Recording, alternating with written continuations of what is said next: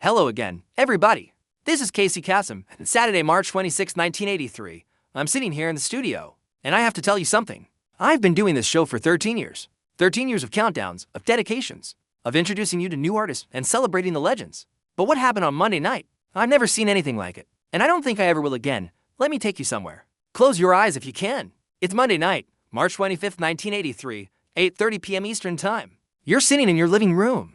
Maybe you're on the couch with your family. Maybe you're alone, eating dinner on a TV tray. The NBC Peacock logo fills your screen. And then, Motown 25, yesterday, today, forever. It's a celebration. 25 years of Motown records. Every legend is there. Diana Ross in a sequin gown. Smokey Robinson looking dapper as always. Marvin Gaye, Stevie Wonder. The Temptations.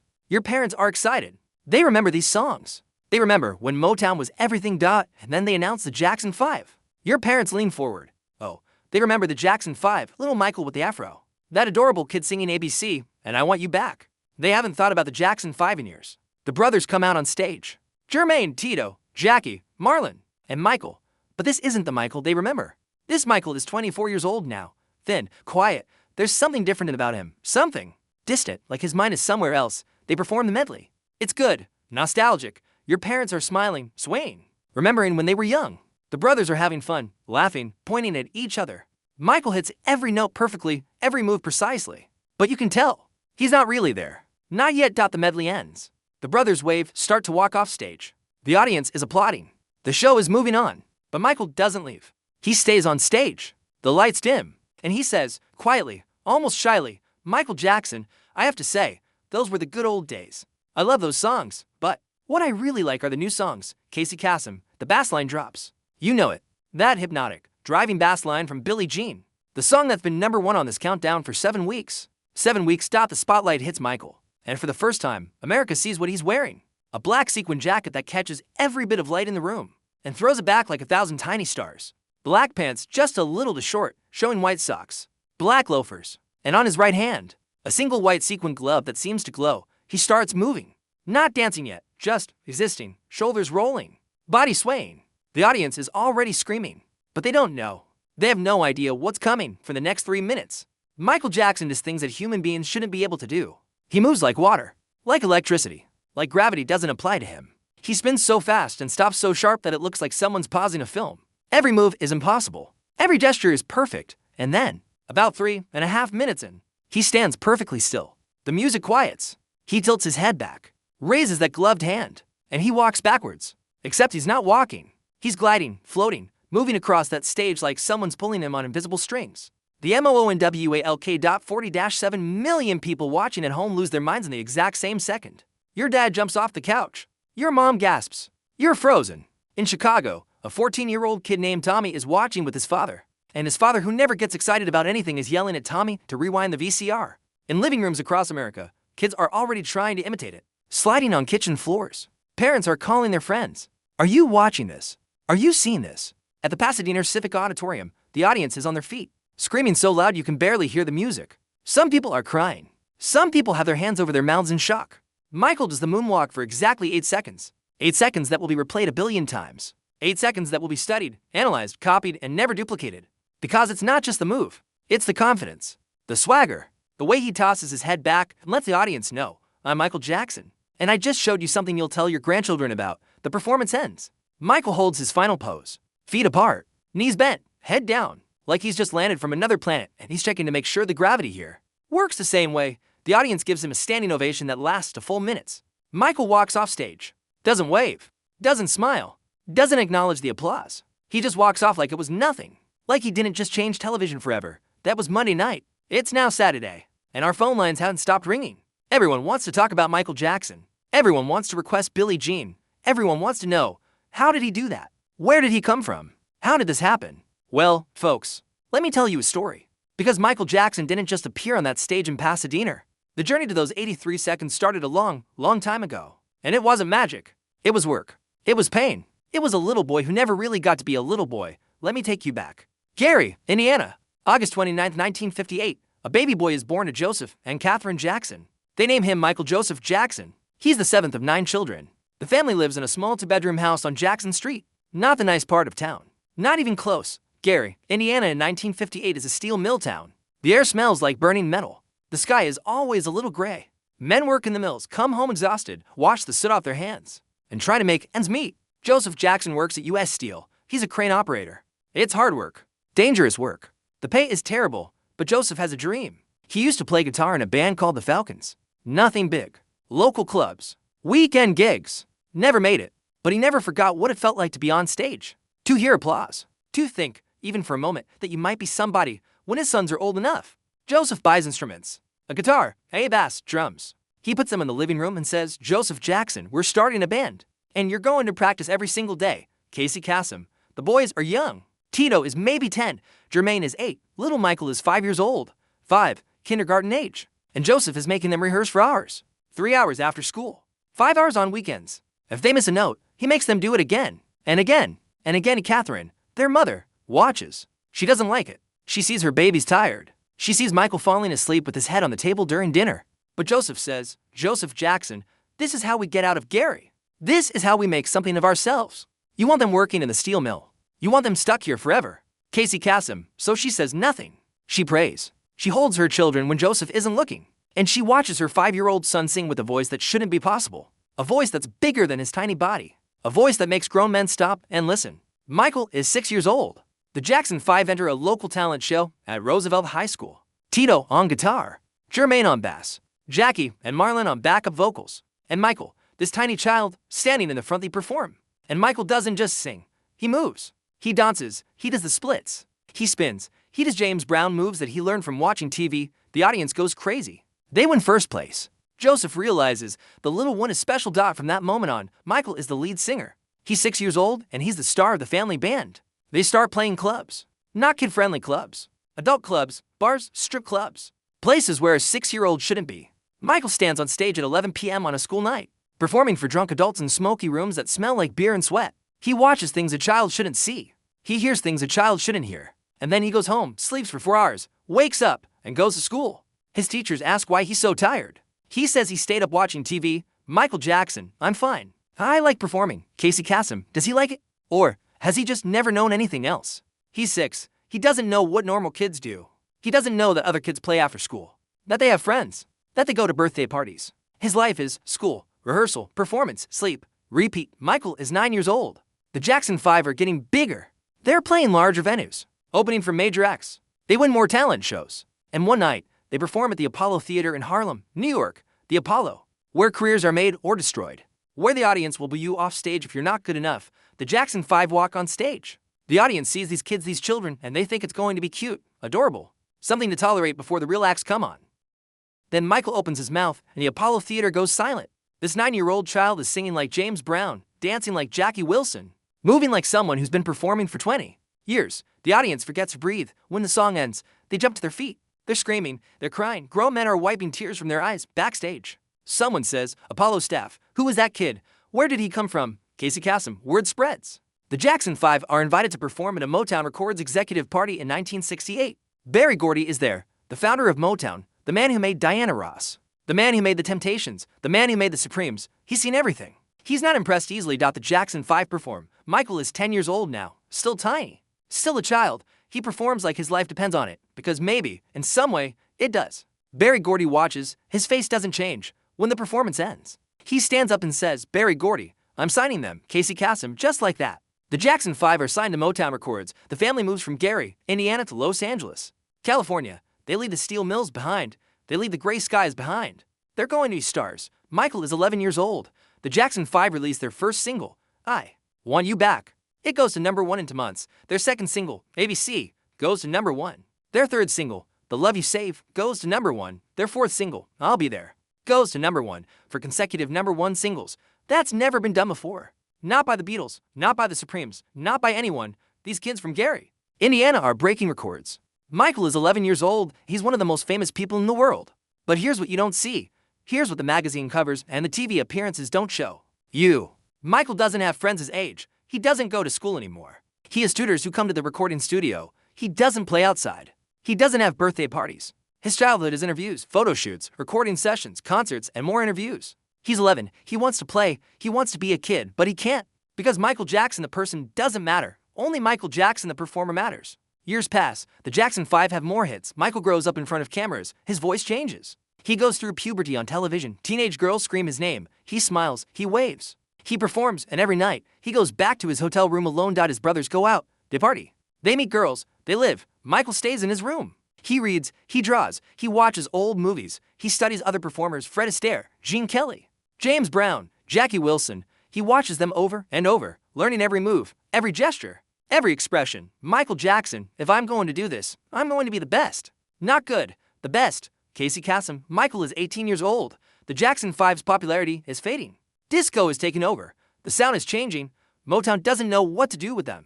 The brothers are frustrated. They want to write their own songs. They want creative control. Motown says no. So they leave. They sign with Epic Records. They call themselves the Jacksons now. No more 5. Michael is singing lead, writing songs, producing. He's 18 and he's taking control, but he's also lonely. He's 18 years old and he's never been on a date. He's never been to a school dance. He's never done any of the normal things teenagers do. He spent his entire life performing.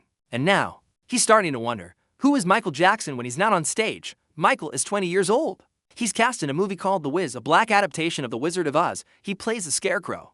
Diana Ross is Dorothy. It's a big production, big budget, big expectations. The movie flops. Critics hate it, but something important happens on that set. Michael meets a man named Quincy Jones. Quincy is the music supervisor for the film. He's a legend. He's worked with Frank Sinatra, Count Basie, Ray Charles. He's produced some of the greatest records ever made. He's 45 years old. Michael is 20. They connect. Quincy sees something in Michael. Not just talent. Everyone knows Michael has talent. Quincy sees hunger, obsession, perfectionism. He sees someone who won't stop until it's right. Someone like himself. Quincy Jones. You ever think about doing a solo album? A real one. Not a Motown thing. Not a Jackson 5 thing. Your album, Michael Jackson. I think about it every day. Quincy Jones. Then let's make it. Casey Kasem. Michael releases Off the Wall. His first real solo album. He's 21 years old. Quincy Jones produces. They work 12-hour days in the studio. Michael records vocals over and over until they're perfect. Not good. Perfect. One song. He does 90 takes. 90. Quincy says it's great after take 20. Michael says, Michael Jackson, I can do it better. Casey Kasem, Off the Wall is released in August 1979. It's a hit. It goes to number 3 on the album chart. It sells 7 million copies. 7 million. It produces for top 10 singles. Michael wins his first Grammy as a solo artist, but he's not happy. He wanted 10 million. He wanted to break records. He wanted to be bigger than the Beatles. Bigger than Elvis. He wanted to change everything. Michael Jackson, 7 million isn't enough. We can do better. Quincy Jones, Michael, 7 million is incredible. Most artists never Michael Jackson. We can do better. Casey Kasem, Michael is 23 years old. He and Quincy go back into the studio. Michael has been writing songs. He's been choreographing dances in his bedroom. He's been watching videos of himself, analyzing every movement, every expression, figuring out how to be better. They record 9 songs. Each one takes weeks. Michael is obsessed with every detail. The way a bass drum sounds, the way his breath sounds between words, the groove, the feel. Nothing can be even slightly off. Quincy brings in the best musicians in the world. Eddie Van Halen plays guitar on one song. Paul McCartney sings on another. They spend $750. Zero recording this album. That's insane. Most albums cost $50,000, maybe $100,000. But Michael doesn't care about money. He cares about perfection. One night, Quincy goes home at 2 a.m. He's exhausted. Michael stays. The engineer stays with him. Michael listens to the same song 100 times, adjusting, tweaking at 6 a.m. He finally says, Michael Jackson, okay, that's it. We got it. Casey Kasem, November 30th, 1982. The album is released. It's called Thriller. The cover shows Michael in a white suit looking directly at the camera. A baby tiger cub is next to him. It's striking, different, memorable. The first single is The Girl Is Mine, the duet with Paul McCartney. It goes to number 2. Good, but not great. Epic Records is nervous. They spent $750,000 on this album. They need it to be huge. January 1983. The second single is released, Billie Jean. It's different from anything on the radio. The bass line is hypnotic. Michael's voice is sharp, urgent. The lyrics are dark, paranoid. Radio stations don't know what to do with it. Some don't want to play it. They say it's too different, too strange.